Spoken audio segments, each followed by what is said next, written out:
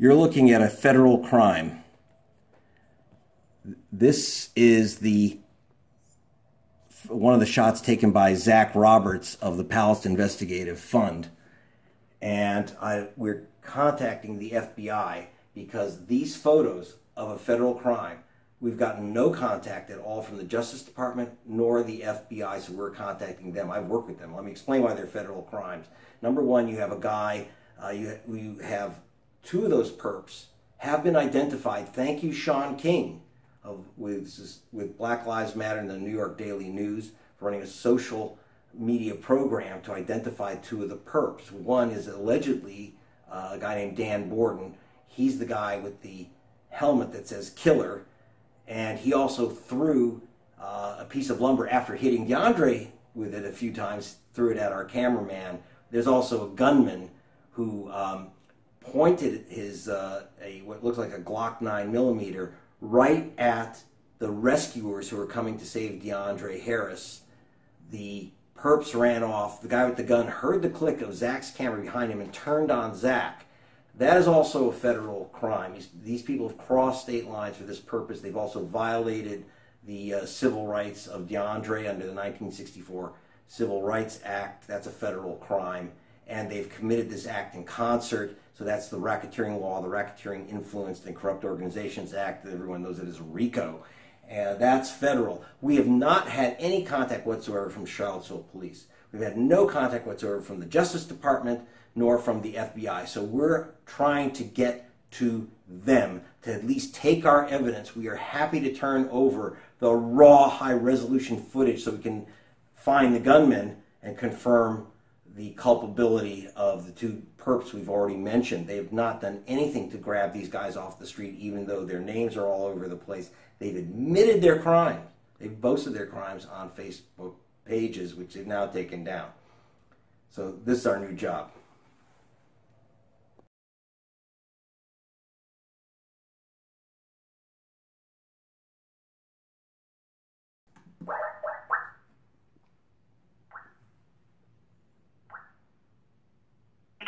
Major Case Contact Center.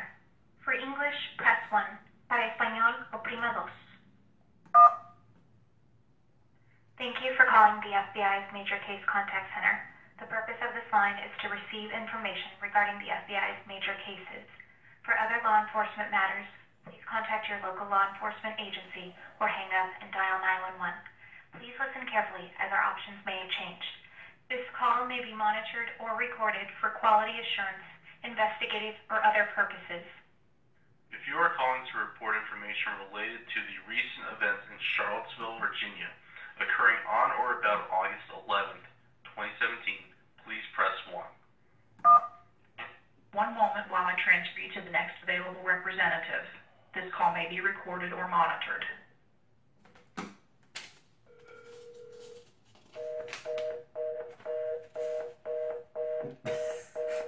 The FBI is too busy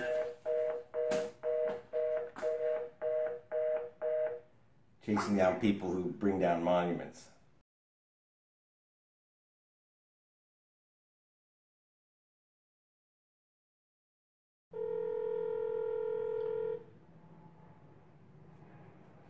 Phil Dessing. The number you dialed is not in service. That could be said for the whole FBI, I think. All right.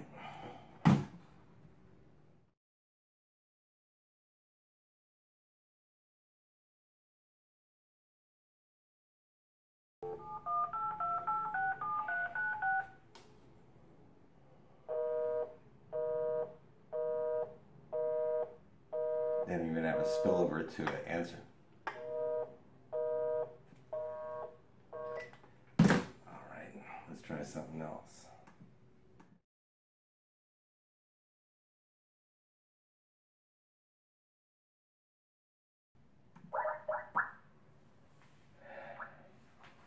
You have reached the Federal Bureau of Investigation's Major Case Contact Center. Thank you. For English, press 1. Para español, oprima 2. Uno. Thank you for calling the FBI's Major Case Contact Center. The purpose of this line is to receive information regarding the FBI's major cases. For other law enforcement matters, please contact your local law enforcement agency or hang up and dial 911. Please listen carefully as our options may have changed. This call may be monitored or recorded for quality assurance, investigative, or other purposes. If you are calling to report information related to recent events in Charlottesville, Virginia, occurring on or about August 11th, 2017, please press 1. One moment while I transfer you to the next available representative. This call may be recorded or monitored. Yes, it is being recorded.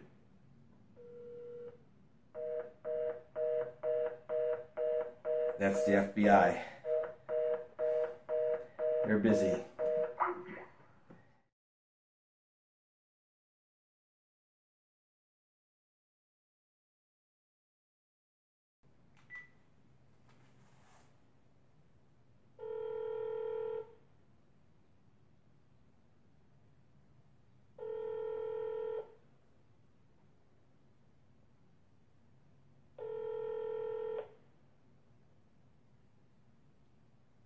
The FBI isn't home. Of course, it is lunch hour. Hi, this is Carlene. I am not available at this time. Please leave me a message and I will get back to you as soon as possible. Thank you. Record your message after the tone. When you've finished, you can hang up or press 1 for more options. I hope I have the right number. This is Greg Palast of the Palast Investigative Fund. I'm trying to reach a special agent of the FBI because we have photographs and information and names of people who committed felony crimes in Charlottesville with guns and other weapons.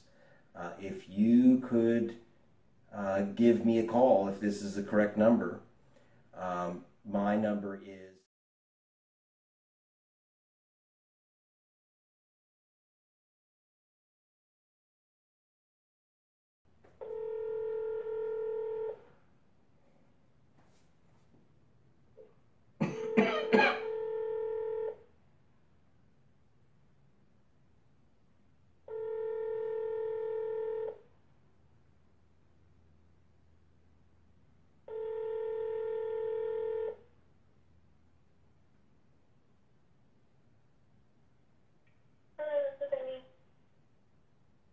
Amy?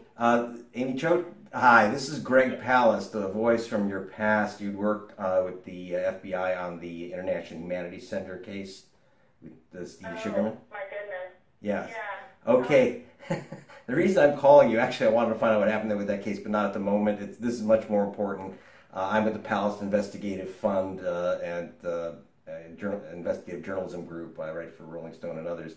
And we have video and also still shots of people beating the hell out of a black school teacher with iron bars, clubs, lumber, and then they pulled out an automatic pistol.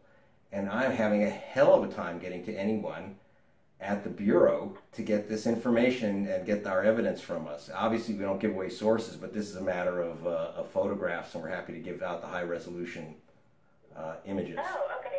Well, we actually have a tip, so let's see. There was a tip line, but it just goes to, into it's, you go a couple levels in and you just keep getting a busy signal, a trunk busy signal. So is there anyone, this is serious stuff, this is not a tip. We have the actual photographs of the perps, and by the way, I've got 2 of their names.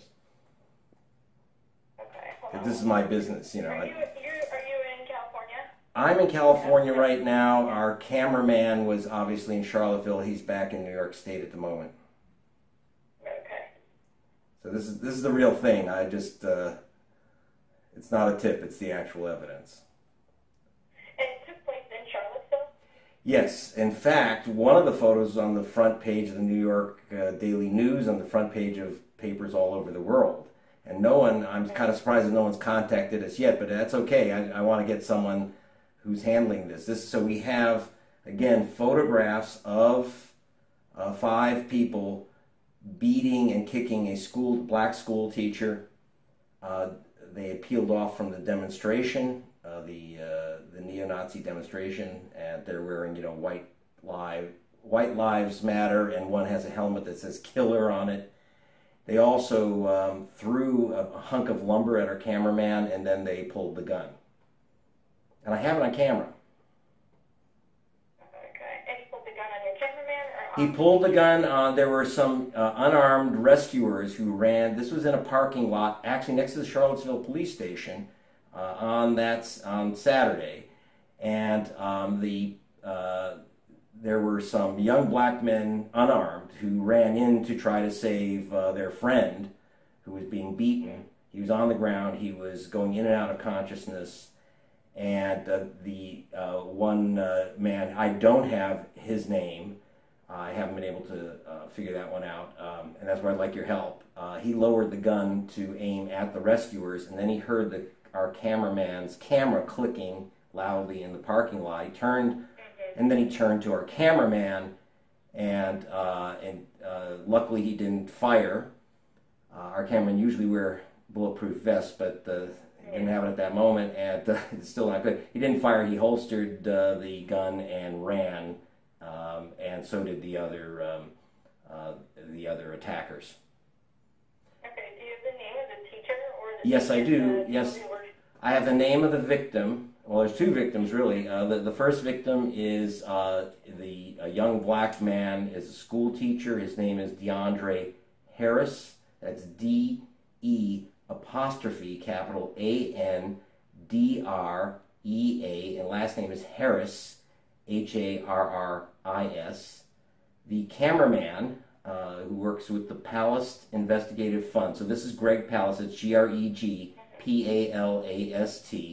I haven't changed since we worked together. And and our cameraman is Zach, Z-A-C-H-D, middle name letter D, Roberts, R-O-B-E-R-T-S. And he's also a victim because of assault. That is, they threw this a 4-foot piece of lumber at him, and then they, like I say, they also the gunman turned on him, didn't lower the gun. He lowered it at the rescuers, and when he saw Zach, he reholstered the gun. And this is not a matter of giving up sources, which I would never do. We are offering the high-resolution photographs. I should also say that through social media, we have a reach, and working with Sean King, who is a reporter at the Daily News, we were able to identify 2 of the 5 attackers. One is a guy named Dan Borden, and apparently Mr. Borden, from our information, is not being held, but has been tagged as a person of interest by his local police department in Cincinnati. The reason I'm calling you is obviously these guys have crossed state lines to commit mayhem. And another one named Michael Ramos, who was using brass knuckles on Mr. Harris. Okay, do you have any other information on these 2 guys? Yes, I do. Okay, Mr. Borden is in Cincinnati, and his Facebook page, he boasts about his role in the attack. And so does Mr. Ramos, boasts on his Facebook page of the attack, or did, I should say. They've removed their postings boasting of these things, and it was somewhat easy to identify Mr. Borden because he wore a white construction helmet with the word killer on it. And he had posted many pictures of himself before the beating and after with the helmet. And he even proudly displayed one of our photos of him in the act of beating the teacher. Okay, what do you know about Mr. Ramos? I know nothing about them other than that he was identified. He identified himself as the man in the photograph, in our photograph on his Facebook. He proudly identified himself as one of the beaters. He proudly had close-ups of himself with his brass knuckles. And then once he realized how stupid it was, these guys are not the sharpest knives in the drawer, how stupid it was for them to do this, they took their Facebook pages down. But by the way, we do have screenshots of the Facebook page admissions. I'm very concerned because the shooter has not been identified. And these people have been identified, through social media. But what we can give you at the FBI is not only obviously the witness statement of Zach D. Roberts, who works with me and works for me, but also we have ultra high resolution raw footage and raw photos, so that you can make use of that. Other than video, right? So So we have photos, we have access to video, we have the photos, and the photos are ultra high resolution, which have not been released. We release them obviously to law enforcement, but a couple of the photos have been actually on front pages all over the world. Okay. And give me your phone number. Okay, I'm going to give you 2 phone numbers, my landline and then also a cell. Okay. And have a conversation or two with some people, and I will either get back to you or we'll have somebody who can look into this for you from out there come and talk to you. Fantastic, fantastic. I'd appreciate that. Thank you so much. Bye. Bye. Thanks. Bye. We'll see. A tip line that's busy. So that was the agent reached on her cell phone. I don't like to do that, but I had no choice.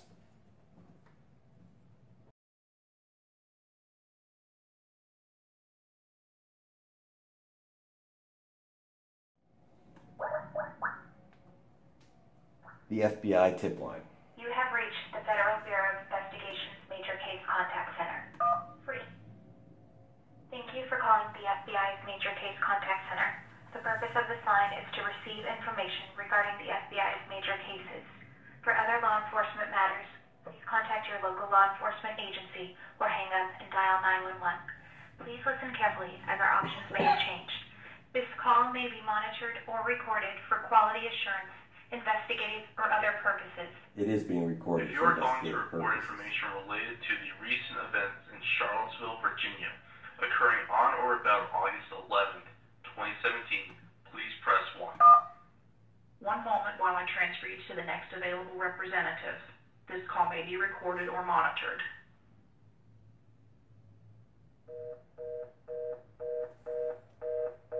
Your FBI at work. I wonder how much they pay the G-Man to sit there and go boop, boop, boop.